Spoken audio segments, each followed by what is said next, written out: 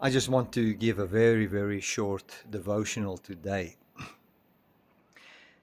I want to encourage you and tell you that your life, according to the flesh, has died. You've been put to death according to the flesh. What that means is that you, as a mere mortal, has died, and you've been raised with Christ by the Spirit. As you were living in the realm of just a mere mortal, you are now raised into the realm where you are the possessor of eternal life. So, your thoughts, your thinking, your reasoning, your planning is not anymore according to, oh my goodness, what happens when I die?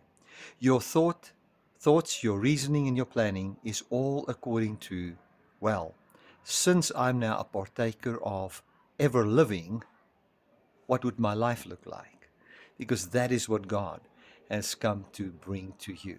Even Jesus Christ was put to death according to the flesh. That means he was born of Mary and he could die. But then when he was raised according to the Spirit, what does that mean?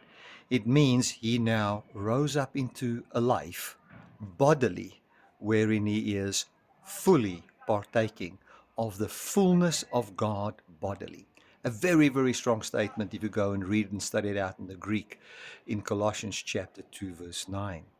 And it says in verse 10, we are being filled by that very same fullness.